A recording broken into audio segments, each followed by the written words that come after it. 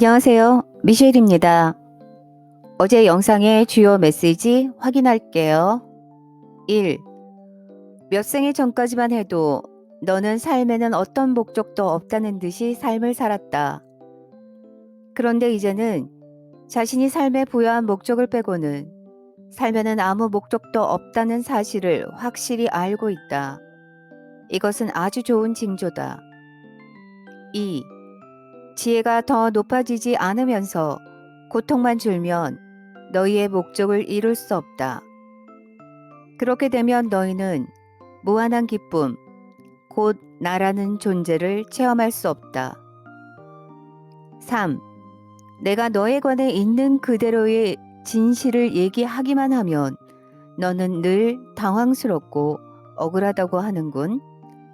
당황하는 건 여전히 남들이 자신을 어떻게 보는가에 마음 쓰는 사람이 보이는 반응이다.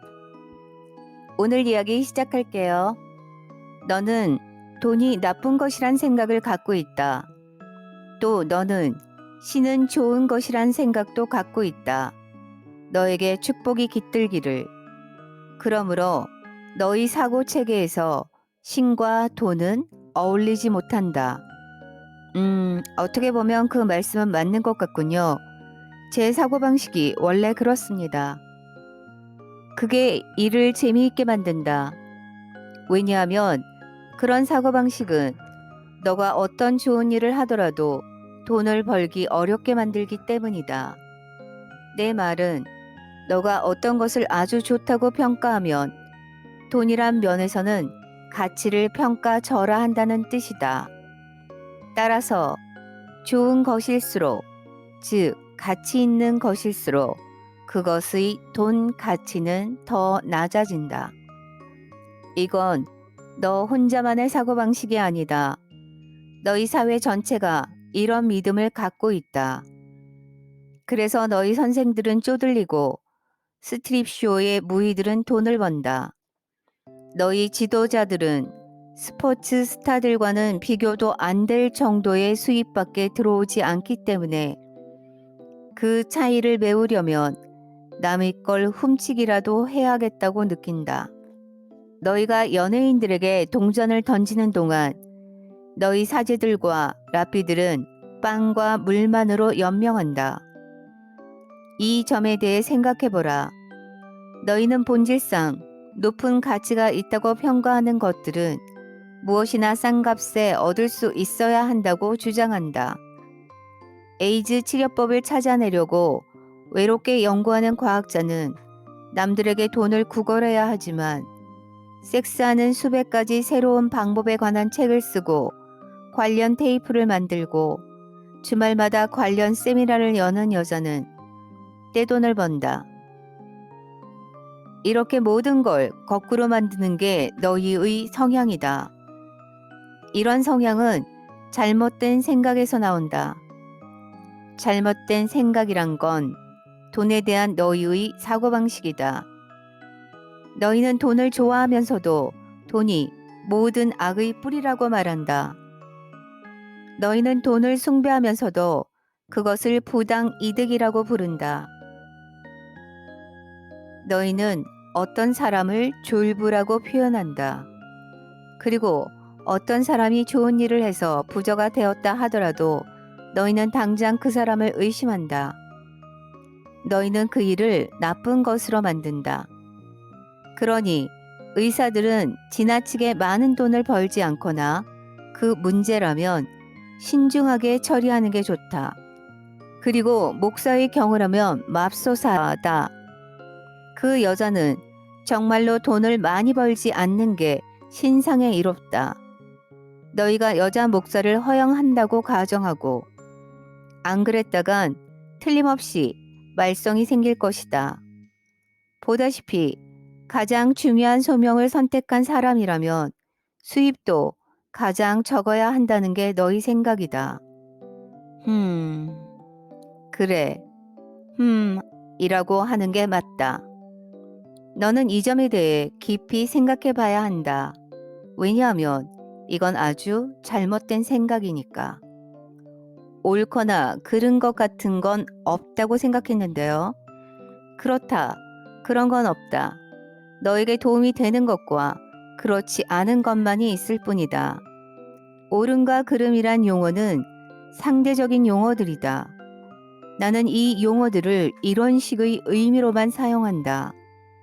다시 말해, 너에게 도움이 되는가란 면에서 혹은 너가 원하는가라는 면에서 돈에 대한 너의 생각은 틀린 생각이다. 생각에는 창조하는 힘이 있음을 명심하라. 그러므로 만일 너가 돈은 나쁜 것인데 너 자신은 좋은 사람이라 생각한다면 자, 이제 너는 그 갈등을 이해할 수 있을 것이다.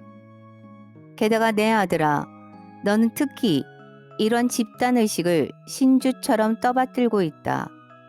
다른 대다수 사람들은 그 갈등 관계가 너만큼 심각하지는 않다.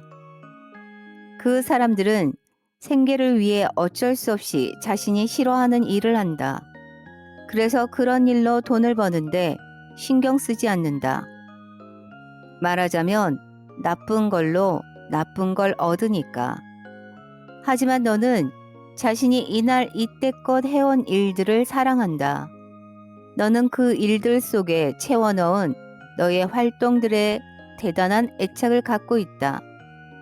그러므로 자신이 한 일의 대가로 많은 돈을 버는 건 너의 사고방식으로는 좋은 것의 대가로 나쁜 것을 받는 것이기에 너로서는 그것을 받아들일 수가 없다. 너는 순수한 노동의 대가로 부당 이득을 취하느니 차라리 굶어 죽으려 들 것이다. 마치 그 노동의 대가를 받으면 어떤 식으로든 그것의 순수성이 없어지기라도 하는 것처럼. 그러므로 여기서 우리는 실제로 돈에 대한 이중 감정을 갖게 된다. 즉, 너의 일부는 돈을 거부하고 또 다른 너의 일부는 돈을 갖지 못했다고 화를 낸다. 이제 우주는 너에게서 두 가지 상반된 생각들을 접수했기 때문에 어떻게 해야 좋을지 모르는 상태에 빠진다. 그러므로 돈과 관련된 너의 삶은 들쑥날쑥하게 흘러갈 것이다. 돈에 대한 너의 생각이 그렇게 들쑥날쑥 흘러가고 있으니까 너에게는 분명한 초점이 없다. 너는 사실상 무엇이 자신의 진실인지 알지 못한다. 그리하여 거대한 복사기에 지나지 않는 우주는 너의 생각들을 그저 무수히 복사해내기만 한다. 이제 이 모든 걸 바꿀 수 있는 방법이 딱 한 가지 있다. 돈에 대한 너의 생각을 바꾸는 것이다. 무슨 수로 제 사고방식을 바꿀 수 있다는 거죠? 사고방식이란 건 그야말로 사고방식 아닙니까? 제 생각과 제 마음, 자세와 제 발상은 하루아침에 이루어진 게 아닙니다. 그것들은 오랜 세월에 걸친 체험, 평생에 걸친 다양한 경험의 결과겠지요. 돈에 대한 제 사고방식은 당신 말이 맞습니다. 하지만 그렇더라도 그걸 어떻게 바꿉니까? 이 책에서 가장 흥미로운 질문이 아마 그 질문일 것이다. 대다수 사람들이 보통 취하는 창조 방식은 생각과 말과 행위 혹은 행동을 포함하는 3단계 과정이다. 먼저 생각, 다시 말해 형태를 이룬 발상 혹은 최초의 개념이 떠오른다. 이어 말이 나온다. 대부분의 생각은 결국 말로 되어 나오는 법이다. 흔히 글이나 이야기로.